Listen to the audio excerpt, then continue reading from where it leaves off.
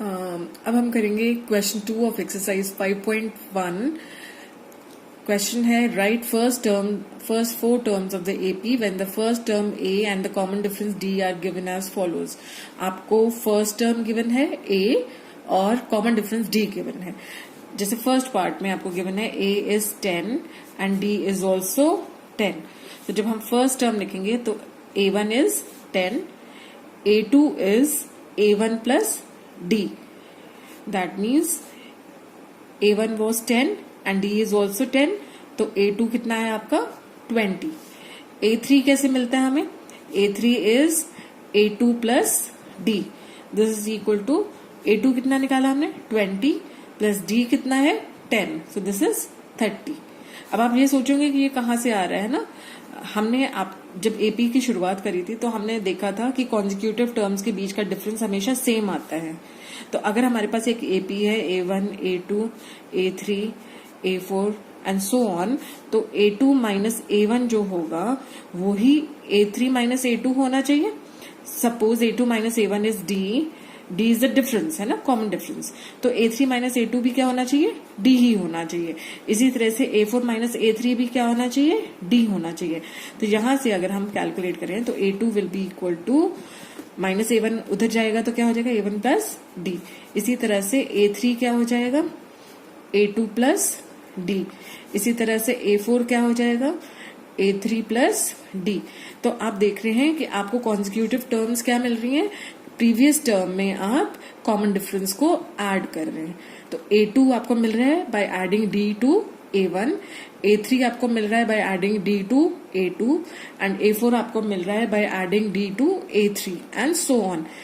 ठीक है, तो इसी तरह से जब हम यहाँ पर हमने a1 was the first term that was 10, तो a2 हमें मिला a1 में d ऐड करके, दैट मीन्स 10 प्लस 10 20।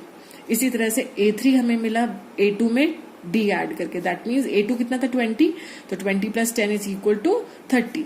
इसी तरह से a4 हमें मिला a3 में d ऐड करके, a3 में d ऐड करा मतलब 30 में 10 ऐड करा तो हमें a4 मिला 40। तो हमने इस AP की फर्स्ट 4 टर्म्स फाइंड आउट कर ली। तो फर्स्ट 4 टर्म्स क्या आ रही हैं? 10, 20, 30 and 40। I hope this is clear. तो अब moving on to the second part. Second part क्या है? यहाँ पर a आपका है -2 एंड d इज 0। ठीक है, तो a1 इज -2, a2 हमें कैसे मिलेगा? a1 में d ऐड करके, a1 था -2, d है 0, तो again we are getting -2। a3 हमें कैसे मिलेगा? a2 में d ऐड करके, कॉमन डिफरेंस ऐड करके, a2 कितना था -2, उसमें हमने 0 ऐड किया तो फिर से आपको मिला -2। इसी तरह से a4 आपको मिलेगा a3 में d ऐड करके, so this is equal to -2 plus 0 which is again -2। तो आप देख रहे हैं कि आपके पास जो पहली 4 टर्म्स आई हैं वो है -2, -2, -2, -2।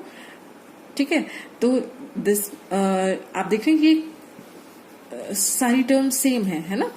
तो दिस इज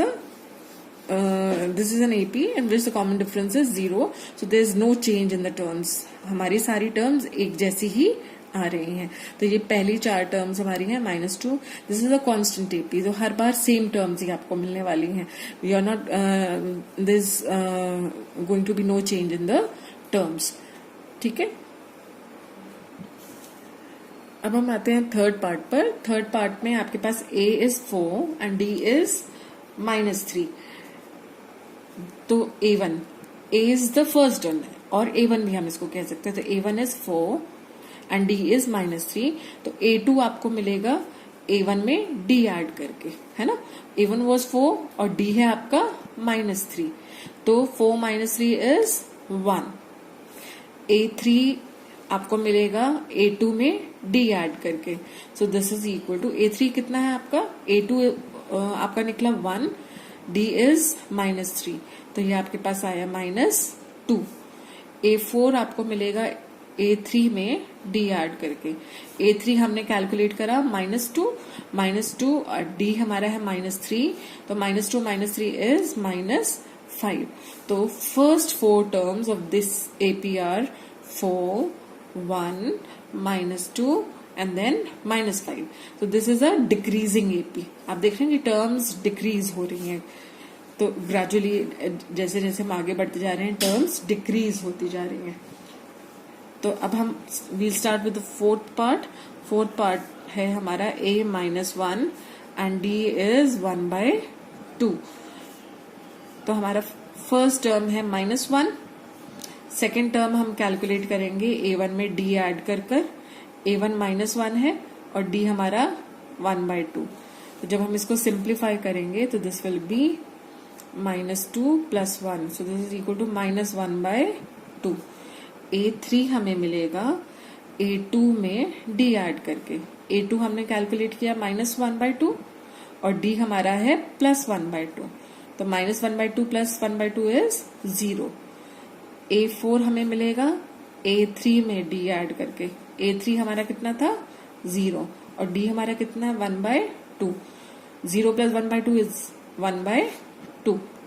तो हमारा जो टर्म्स आई इस एपी की फर्स्ट 4 टर्म्स है -1, -1/2, 0 and 1/2. So this is an increasing AP. आप देख रहे हैं टर्म्स इंक्रीज होती जा रही हैं.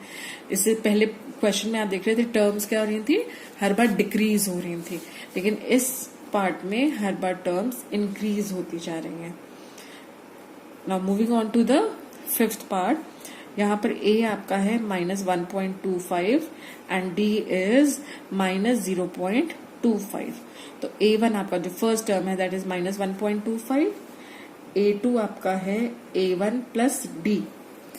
a1 हमारा है -1.25 और d है हमारा -0.25. So this is equal to -1.50. a3 हमें मिलेगा a2 में d ऐड करके. So this is equal to -1.50 -0.25. ठीक है. तो this is equal to -1.75. a4 हमें मिलेगा a3 + d. This is equal to -1.75 -0.25. So this is equal to -2.00. तो हमारे को सिर्फ पहली 4 टर्म्स ही चाहिए थी. तो हम यहीं तक सॉल्व करेंगे, इसको सिंप्लीफाई करेंगे.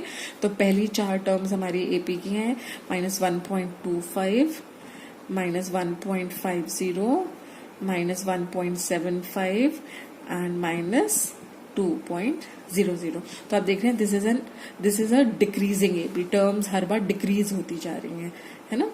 तो this was question 2 of exercise 5.1. I hope आप सबको ये समझ आया होगा और किसी को कोई प्रॉब्लम नहीं होगी इसमें. So thank you so much.